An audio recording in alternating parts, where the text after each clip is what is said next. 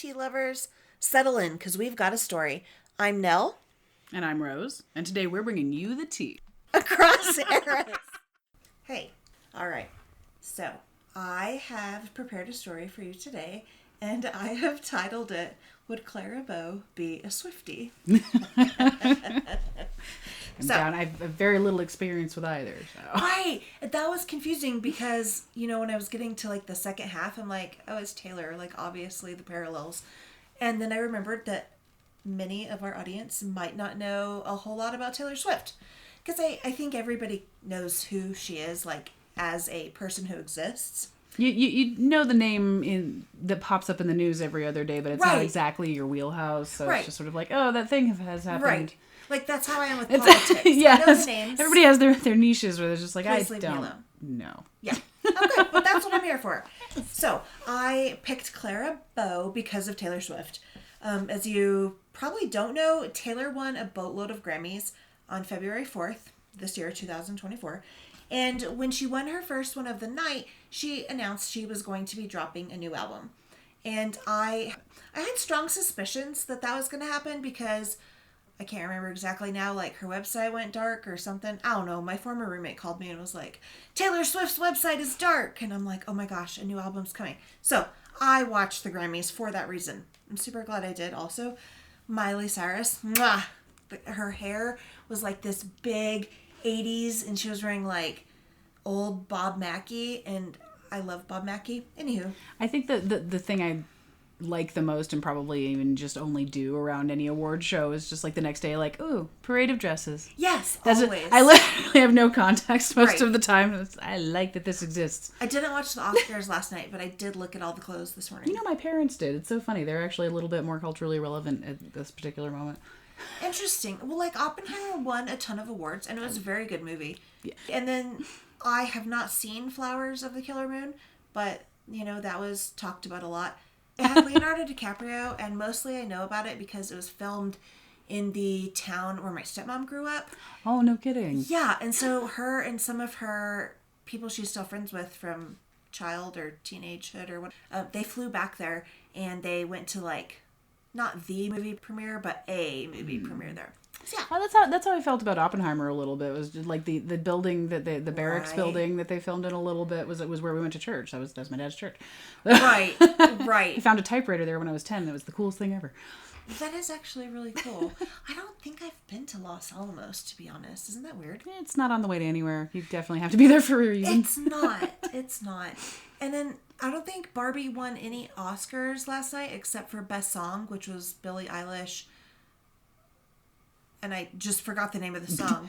What am I here for? What do I... Oh, that was, we were just listening to a mix of that. BBC One, love it. Oh, yeah. Charlie T. Anyways, so that song won, and apparently Ryan Gosling did an I'm Just Ken performance, and I will probably watch that soon. I think I've seen, like, tertiary memes about that. Yeah, I think that's what I've seen so far today when I was working. So, at the Grammys, Taylor announced new albums coming out, and then a couple days later, or maybe the same day, I don't remember, she released the names of all the tracks on the album, and the 16th track is called Clara Bow. So everybody's looking up Clara Bow right now, and other people definitely knew about her. I wasn't one of them, but yeah, there's stuff out there. So I found a book, and I was gonna buy it, but maybe just the surge in popularity, the price went up. But it turned out to be at the library at my university. So, yeah, I got it from there. It still has, like, the, date punch card in the front. It's pretty cool. But, yeah, it's called Runnin' Wild by David Sten. And his editor on the book was the Jackie O. Really? Yeah, I didn't know she did that. Also, I'm gonna admit to a knowledge hole there. Yeah, no, I mean, like, publishing, it doesn't seem like outside the realm. Yeah. For that lifestyle. That's not a thing I knew. Same. So, I have, like, so much free time. That's sarcasm. I ended up listening to the book. So on audiobooks YouTube, all day. It wasn't even an audiobook. Absolutely, no. It was a lovely lady reading it on YouTube under the handle Danny Vintage. So thank you, Danny, for reading the entire book chapter by chapter. No. Shout out to anybody that narrates audiobooks. That like I remember driving back and forth to college with like the like the 50 CDs for Harry Potter. Or Oh my gosh! Yes. That was I may be deep devotee of having somebody else read to you. That counts. That is not cheating, and I do my own reading plenty. But I am a fan. My high school best friend and I were obsessed with the book Summer Sisters by Judy Blume. And she loved to listen to it. Gosh, it was probably on tape when I'm thinking back to high school and that was always so many tapes. It was like the binder of tapes. I know. And never failed. We would get to a stoplight, and the windows would be down, and it would be a part where it talked about like something sexual or something. It never failed. But yeah, of course, absolutely. That memory up. Okay, so back to Clara. Clara was one of the most famous actresses of the silent film era. She was part of the visual inspiration for Betty Boop, and she wore her lipstick in an iconic shape, and it became very popular. So when women would put on their lipstick, they would say things like, "I'm putting on my Clara Bow." Oh, that's adorable. One of her most notable traits as an actress, and it was really the thing I think that like kicked off her career, is she could emote on command. They would be like, "Cry!" and she would just start crying. Later, she would tell people, "Oh, all I have to do is think about my childhood and it makes me start crying."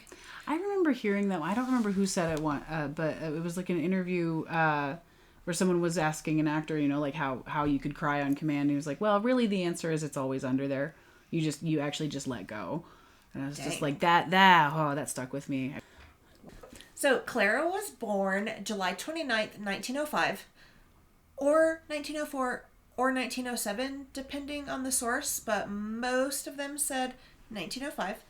That makes me think of my grandmother so much. It was the same thing. It was either 1902 to 5, and it really just depended on how she felt that day. I'm wondering if that was it, or maybe poor record keeping, because I never talked to Clara. I don't know. And honestly, in those periods of record keeping, one building burning down can really bite a chunk out. Not that the building burned down, but that's what happened to a lot of Clara's movies. Mm-hmm. The studios that own them, they're just like, yeah, we're not going to put this movie out anymore because up yours. Mm-hmm. And they decayed in these offices. Yeah. Yeah. So Clara was born in Brooklyn, New York, to parents Robert and Clara Bow. And this is a quote directly from the Sten book I read. "The union of a hypersexed loser like Robert to an asexual wretch like Sarah was a match made in hell." Ouch. Wow, that's a line. It is, but the more I read it, yeah. So Sarah, her mom, she was like desperate to get away from her family. Her dad was abusive and an alcoholic. Her mom was mentally ill. It's speculated that she had schizophrenia, but there's no proof of that, just from what happens. And then by the time Sarah and Robert got married in 1902, Sarah was already pregnant with their first kid. Like, she was ready to leave the house. Mm-hmm. They lived in a tenement in Brooklyn. The apartments supposedly were the size of closets, and about 24 tenants shared a single toilet. Disgusting. And especially, I can't imagine being pregnant with shared anything. Right? So Sarah's first 2 babies died like directly after being born. The first baby was supposedly just like put into the garbage. Yeah. And the second one was buried in an unmarked grave. So unfortunately for Clara, her parents kind of sucked. Sarah, her mom, seemed to have untreated mental illnesses that were probably exacerbated by a fall from a window as a child.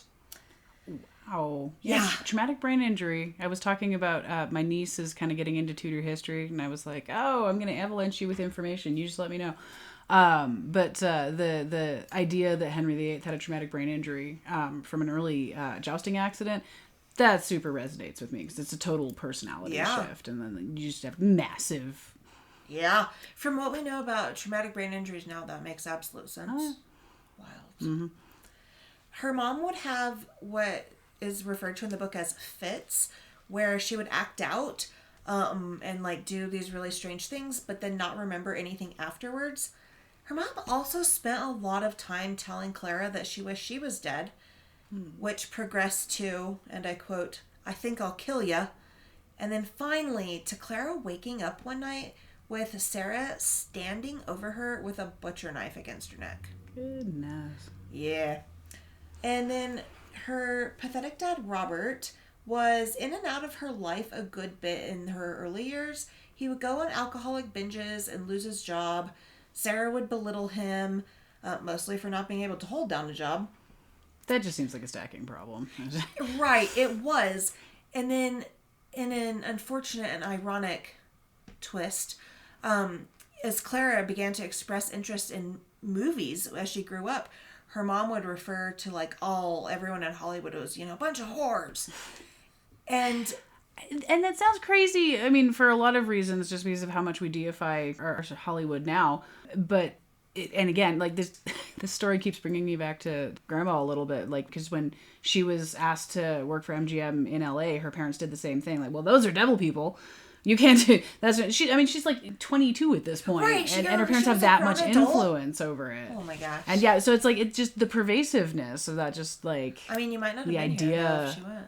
Yeah, that's fair enough. Well, the thing was, and Clara didn't realize it till a much older age when she was in intensive therapy, but she would always be like, "I have such a huge family. Like I have so many uncles." Her mom would bring an uncle home and be like, "Clara, you hide in this," I can't remember if it was like a closet or a cupboard. And Clara would say that, it was scary in there, but when she came out, they always had money for food. Right. Which, so her mom is saying these actresses are whores. But I mean, if your husband's not providing for you, and I don't know world's oldest profession, she's feeding her kid is what she's doing. Exactly. And I feel like at that time you didn't just like go out and start working at Starbucks, to bring home some extra money. Yeah, no, it's absolutely not a thing. It's right.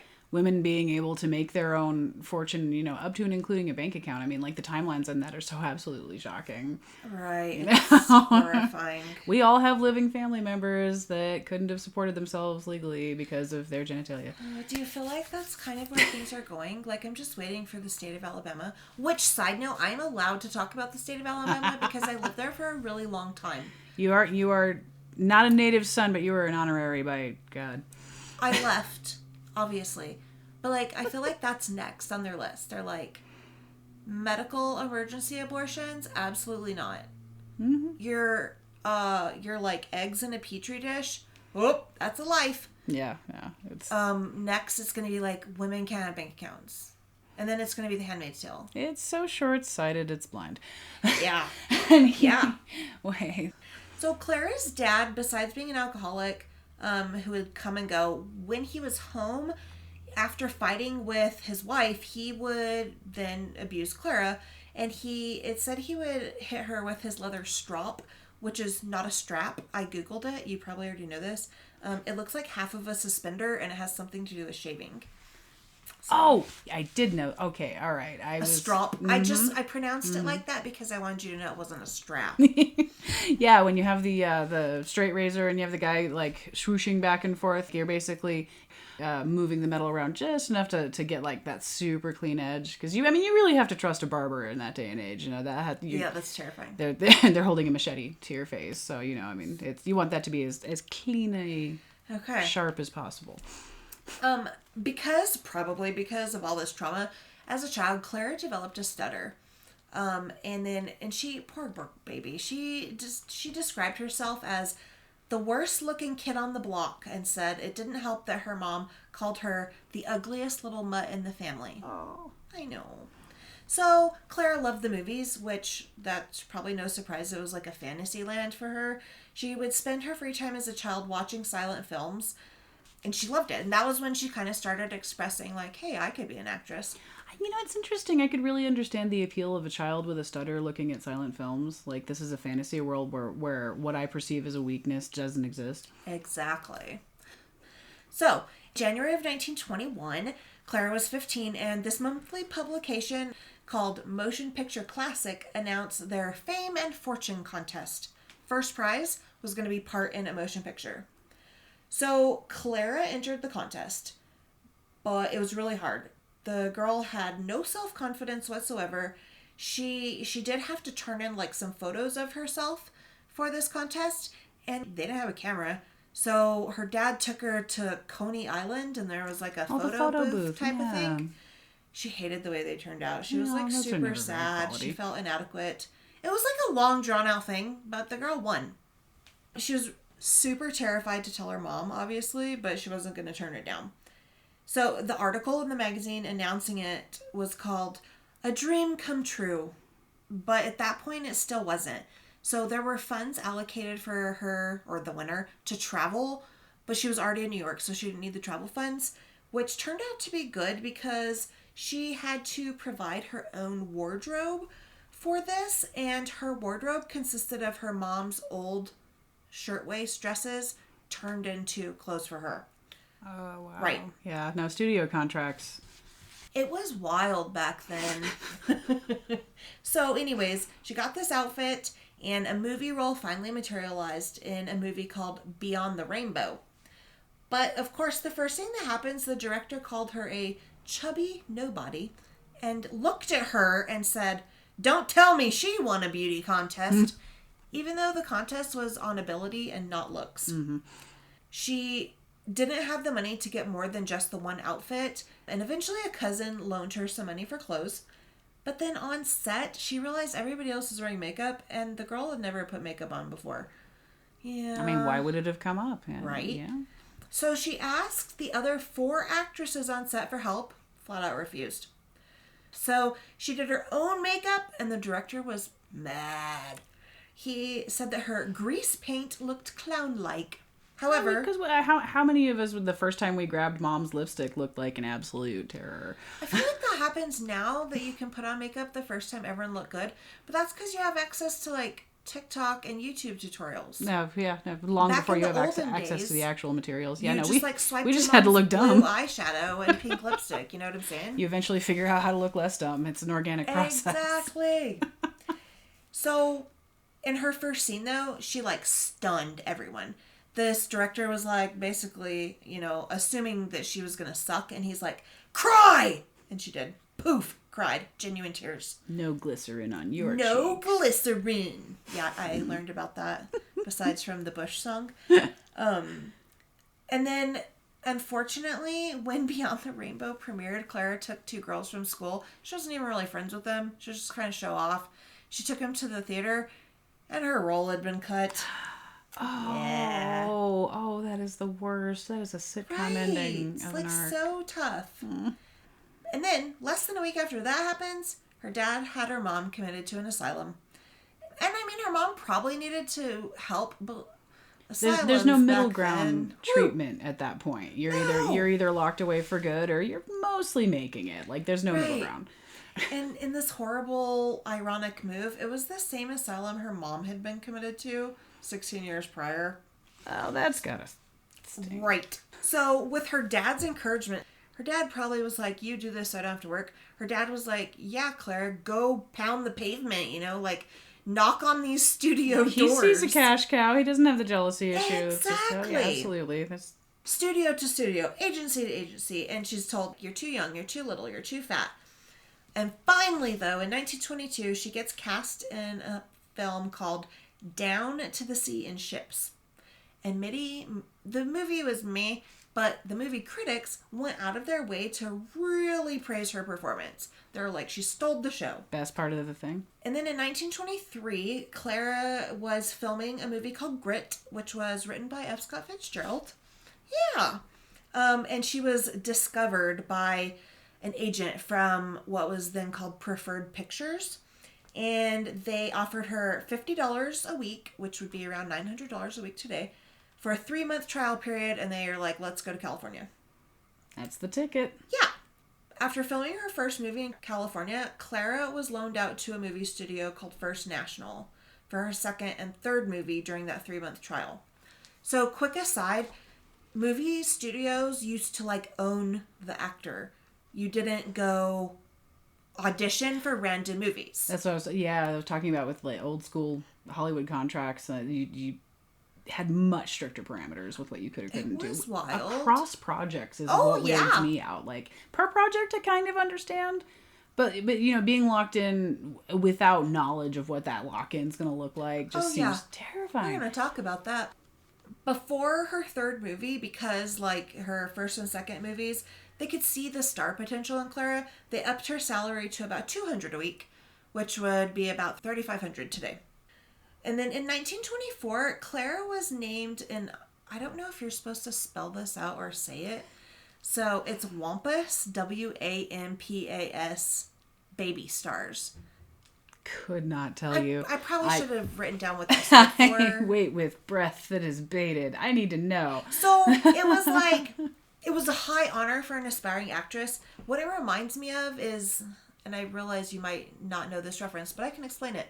So right now, the magazine, XXL magazine, is kind of like a hip hop type magazine. They do an annual issue where they put out their freshman class list, and it features 10 to 12 artists who are either underground, unknown, emerging, or on the rise.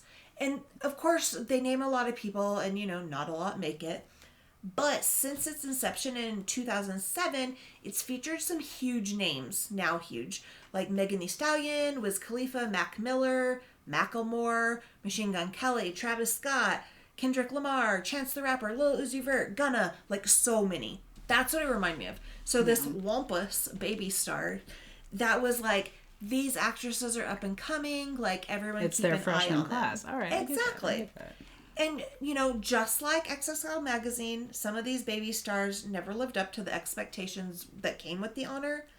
Of all of the actresses named baby stars, the other successful names that I knew of were Joan Crawford, Ginger Rogers, and Gloria Stewart. No kidding. Yeah, Gloria Stewart played Old Rose in Titanic.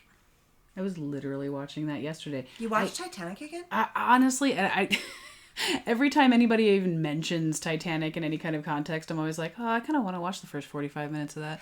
It's That's the thing. I was wandering went around to the doing other Titanic things, but exhibit in Las Vegas last week. Everybody It really feels is. ways about it. Good, bad, in between. But like everybody has strong reactions, and yeah. it grabs you. So, Clara was a baby star. In early 1924, same year as the baby star, Clara paid for her father to come to Hollywood. She'd been trying to get her assistant to bring him, and her assistant just kind of was like, eh. So Clara just Great paid. assistant. Right. Actually, she was a great assistant. Her dad, Robert, he demands that he's going to attend the baby star ceremony in San Francisco with her. Side note, the ceremony had to be moved to San Francisco from LA because the police in LA had recently forbidden dancing after midnight. So her dad was not allowed on the train. He was a drunk and a disgrace, according to people there. And that pretty much sums up his behavior from there forward. It's consistent. Yeah. So in July of that year, he went out for a soda and returned with a wife who was 18 years old. The marriage lasted for about a month. In divorce court, the new and soon-to-be ex-wife admitted that she had left him because when she refused to kiss him, he spanked her. And not in like a hey kind of way. Isn't that like younger than his daughter at this point? Yes. Later it came out that she had said she was like 23 and he said he was like 33 or something. Right. You knew. Right. So after the marriage was legally ended, her dad's adventure cost Clara 6 weeks' salary. Oh, of course she gets fined for it. Right. Because Clara was not great with money. She grew up so poor. So whenever, she went out, she like picked up the tab for everyone, that kind of thing. And so she never like put a cap on what her dad could spend. Yeah, he because just did whatever. Well, it's death by 1,000 cuts. Every tiny thing seems reasonable, but when you put it all together, it's, oh, that was a bad arc. Yeah. That happens to all of us. So Clara's time in Hollywood, homegirl was busy. So in the span of 11 years, she was in 57 feature-length films. That's super impressive no matter what. But how long is a feature-length film at this point in time? Like, because I know that, like, now we're up to, 3.5 hours of standard set your ass there. But like the 90-minute thing, that's not an original construct, right? No. Okay. And they would, and I'm probably going to say this again later, during silent films, like, they would usually shoot a movie in about 3 weeks. Yeah. But That's I mean, why they weren't I feel like they were shorter.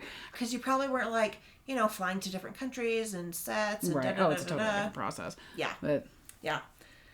So 46 of her films were silent, and then 11 were talkies. So she filmed 4 in 1923, 8 in 1924, 15 in 1925. Wow. Yeah. And then it slowed down a little bit. Yeah. And she did 7 in 1926. In 1927, she did 6 films, the first of which was It.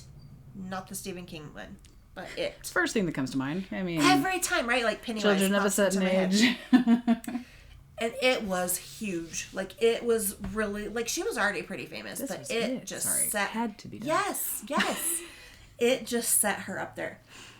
So after Clara was named a baby star, Clara was being loaned out by her studio.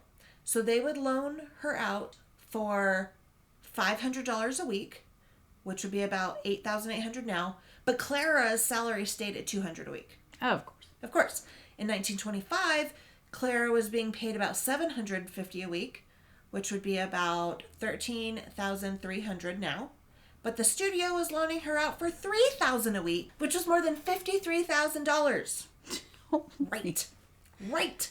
And then eventually, when Clara was on location filming outside of Hollywood, her studio, which by now was Paramount, they had purchased Preferred Pictures, they called her dad. She is a grown woman. Called her dad. And they were like, here's a new contract. And he's like, yeah, sounds great. So then Clara's salary went up to $925 a week, about $16,000 in 1927. And then by 1928, she was making about $1,500 a week, which would be about $26,600.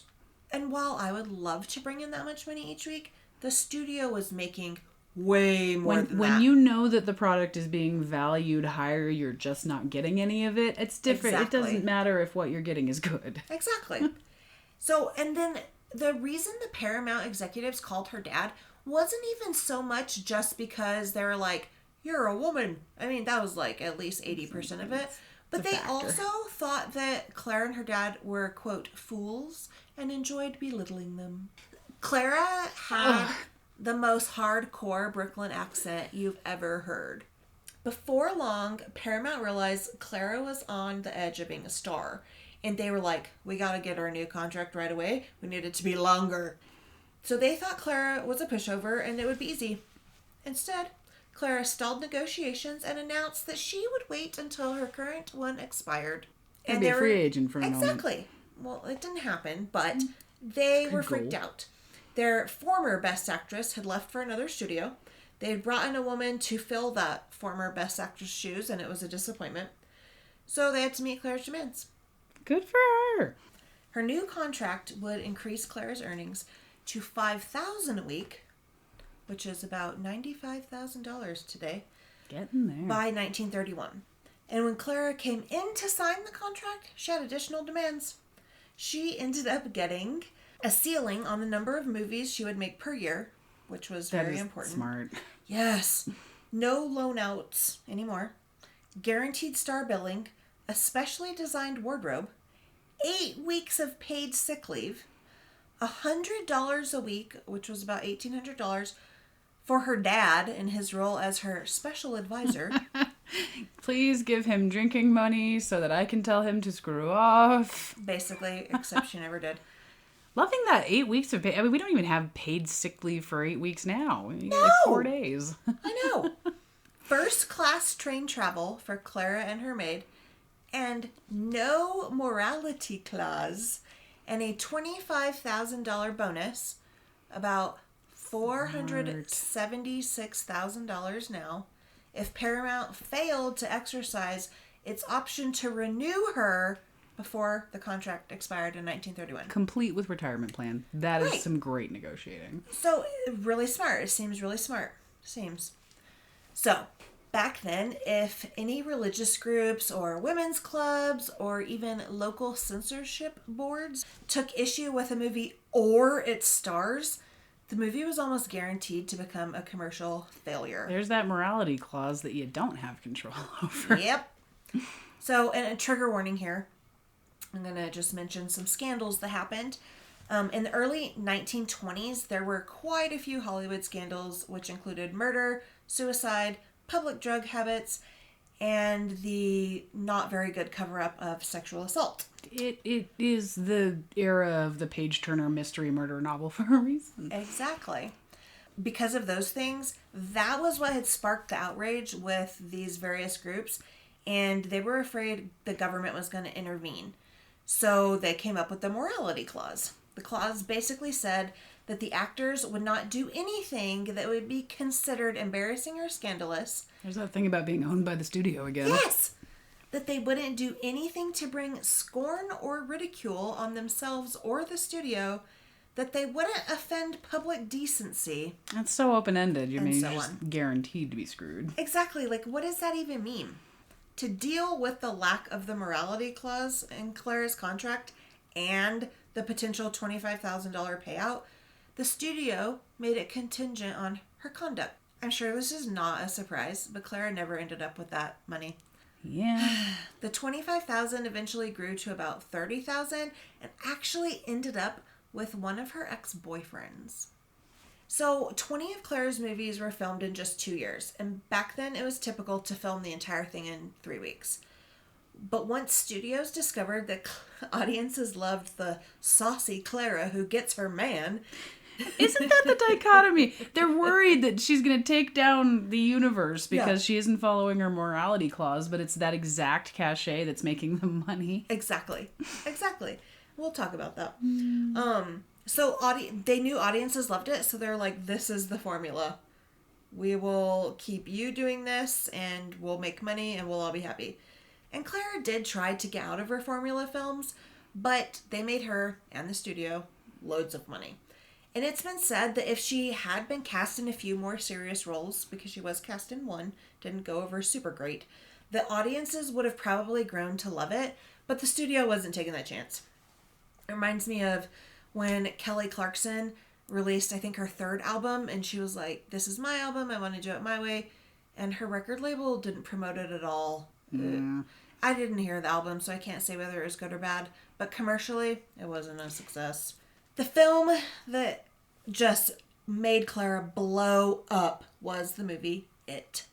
So, It was written by the scandalous yet worshipped author Eleanor Glynn.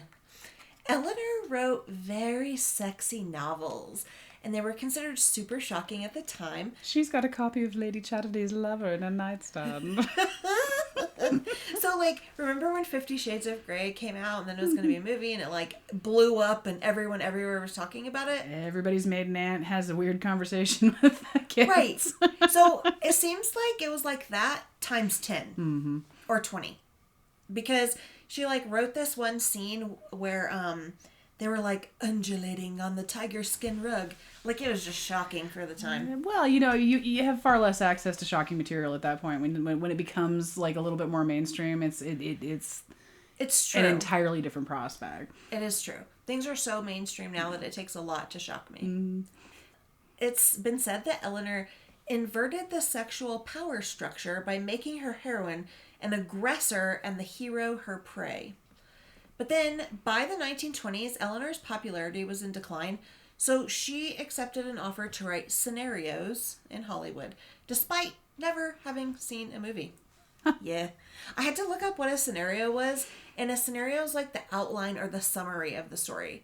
Okay, so she's building the structure. Somebody else is coming through with the drywall. Yeah, she was like, it should be about X, Y, and Z, and it'll be hot.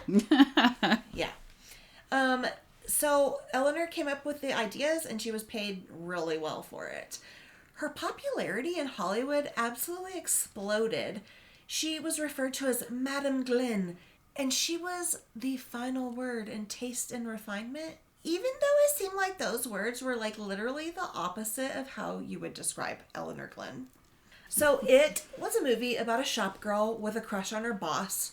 Her boss was upper class and engaged, and you know, she was like a low class shop girl. But she gets him to take her on a date to Coney Island, and I wondered if this was based on Clara. I don't know. But on this Maybe date... a little hat tip. Right? You know. On this date, he learns about hot dogs and roller coasters and living life. So a bunch of other stuff happens, and in the end, the shop girl, she gets her man. Social classes be darned. So, and Eleanor... We love that story. It does We not do. matter what time period you're telling a story in. Everybody loves that story. We love the story, but, like, they hate it in real life. Mm-hmm. So, Eleanor defined the it of the title as that strange magnetism which attracts both sexes. So, Clara Bow was loved in this movie, and that is where we have the phrase, the it girl. Clara Bow was... Oh, yeah, she's right? literally the it girl. She is the first it girl. Oh my yeah, gosh. isn't that cool? It So, feels slightly less clown related. I I don't know, Coney Island. right? I mean, it's kind of 50-50. I know, the Coney Island part was weird. Especially because Clara worked in a hot dog stand in Coney Island as a kid as like a bun slicer. And I'm probably getting this wrong, but her hot dog stand boss like got arrested. I can't remember what it was for. It's probably like bootlegging or something, but yeah, it was wild. Exploiting those poor bun slicer kids. Exactly. So despite Clara being one of the most watched movie stars of all times, the Hollywood elite did not like her. Clara was not embarrassed by her past. Her past had poverty and mental illness. She wasn't hiding that. Because people love a redemption story as long as you have left that thing behind that they find Right. unpalatable. Like, if you brought it with you and you have the audacity to talk about it, that's a different game. And that was 100% Clara. So Clara didn't like hook up with any more men in Hollywood than all the other stars were at the time. But Clara never denied it. In Hollywood, they said ignorance was forgivable, but rebellion in a woman was not. And Clara did not care. Mm-hmm. So women in Hollywood at that time, maybe even now, I don't know, like to appear as these like pure, virginal women. They only want a husband. Even if sure that wasn't sells. true, that was how they appeared outside of acting. Mm-hmm. And Clara was not about that. And it was said that many other actresses at the time whose ancestry, abortions, and affairs made them no different or better than other actresses were happy to pretend they were innocent, celibate, upper-class good girls. But Clara did not play these games. She didn't care what other people thought. So, Clara didn't have a whole lot of friends. In 1926, she discovered college football. A girl after my own heart. I know, I love this. So, at the time, California didn't have any professional football teams. And I don't know if it was the NFL at that point, but there were professional football leagues at that time. They were pretty new. I'm going to say no, but I actually don't know that for sure.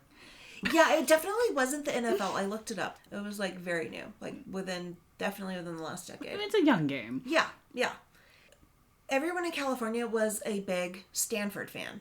And Clara was like, what's up with this Stanford thing? And they got her some tickets to go. She liked it. Stanford won. It was like a super exciting game, like the best kind of college football game to go to. Not like the one I went to last year, but we won't talk about that. And so afterwards, Clara like shocks the quarterback, Morley Drury, and his teammates and those around her by hanging out with the team. She like called him up at his frat house and she was like, hey, I'm Clara Bow, I want to hang out. And he thought it was a prank because everybody wouldn't knew. you? Exactly. And all his like frat brothers knew that he really liked Clara Bow. And she's like, yeah, whatever, grab a mate, I'm coming to get you. And she shows up with one of her friends and they like go hang out. Of course, the rumor mill says otherwise, but documented instances and Mr. Morley Drury himself, they were like, yeah, like nothing crazy happened. Like, we were all just too innocent. It's just a situation which makes you create Exactly. fantasized versions. Exactly. So, like, after football games, the winning team, usually Stanford at this time, and the team they had played would, like, go hang out at the frat house afterwards, and Clara would, like, show up with her cook and her friends and be like, we're cooking for everyone, let's have a great time. Wow, I almost get why fraternities are appealing in that moment, you know? In that moment, maybe. In this moment, not really. No. I just, no. Yeah. Side note, there was one person on that football team at the time who was named Marion Morrison. He later changed his name to John Wayne. Okay, all right. I knew Marion. I know this. Didn't actually know he played for Stanford. Marion. despite the rumors about what was happening at these like gatherings, because she would have the whole team like over at her house too. They would have these like late night lawn parties. That's just made for a joke. Exactly, and the neighbors would call the fun. police, and the police would show up. A ton of police would show up because they knew whose house it was. And then they were like, "Oh my gosh, the Stanford football team's here! Like, we're gonna fanboy over them. We want to meet them." Can I get you boys a beer? Okay, we're good. Yeah.